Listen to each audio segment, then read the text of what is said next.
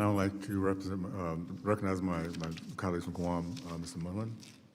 Thank you, Mr. Chairman and Ranking Member. Thank you, panel, for being here today. Price transparency is perhaps one of the most meaningful ways we can protect American students. Surprise costs, understated related expenses, and hidden fees endanger students' financial stability and the likelihood if they decide to graduate. So price transparency is also incredibly important for students from the islands, like Guam, where it costs prohibitive if I wanted to visit a campus and cities ahead of time, and decisions to go to school can be made without seeing the schools first. I couldn't do that. And students in remote areas, like my district, Guam, rely on clear, transparent pricing to make informed decisions about their future. I went to Hawaii for school for a couple of years just because my high school buddies were over there. I thought I could afford it. My parents gave me a couple $100. That's what I had to rely on. When I got to Hawaii, boy, I couldn't make it. But I found a lot of pennies on the ground. And I also did well with green stamps at the grocery stores when I'm buying canned food. But then I joined the Army, and the rest is history after that. And I'm still glad I graduated. Yeah, eventually got a 4-year degree. It's credence goods, that's how you say it, Doc? Okay. So my first question is for you, Dr. Gillen. You argued in your testimony that higher education doesn't function like an ordinary competitive market, and colleges often compete for prestige in their fields. What effect does subsidy and prestige-driven spending have on students like us from Guam, or the rural areas, and who may be navigating to the college market for the first time? Yeah, that is a great question, because we actually see a very different effect with subsidies in higher education than we do in other industries. So like if you guys decide to subsidize like bread or something, we wouldn't expect for the price of bread to just increase. But there's pretty strong evidence that's what we do see in higher education, is that the availability of these financial aid programs actually lead the schools to charge more. And it's because we're stuck in that credence good model that we're seeing that impact. And so I don't want to oversell it. It's not a one-for-one thing. So if you provide $1 more of aid, it's not like they raise tuition by $1, but it's not zero either.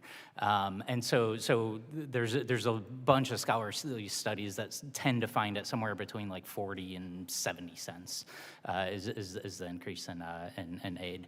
And every once in a while you do see one that does see a full $1 increase. But yeah, and that is a very bizarre result that we don't see in other industries. And it's entirely because we're in this strange, bizarre, competitive environment in higher education that subsidies work differently in this industry than they do in others. Thank you. Another question for you. You also talked about price discrimination, and just give me a little bit more about disproportionate impacts for, again, the lower middle class income communities. Yeah, absolutely. So one of the great and bad things about higher education institutions is that they think they're doing really good work. And if they're a Christian college, they think they're doing the Lord's work. So they don't exactly feel bad about extracting more resources from students and parents. And so as long as they can convince themselves that what they're going to do with that money is worthwhile and good and beneficial, it reduces their hesitation to do so. And then when you look at some of the practices that have occurred, so one of the things that students do when they go to college, they fill out the FAFSA government form. The government actually shares those results with the colleges. And not only do they share like the headline numbers, they share, parent income, parent assets. Like these colleges know more about the students and the parents' finances than the IRS does.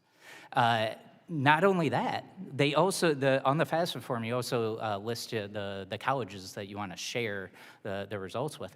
And colleges will look at the order you rank them in that list on the assumption that you're going to rank your top school first. And so they'll adjust their financial aid offers based on where they show on that list. They're like, okay, if you apply to Duke, and I'm University of North Carolina, but you rank Duke #1, I might adjust to the financial aid that I offer you to either entice you to enroll, or basically say, oh, you're a lost cause because you're going to get into Duke and go there.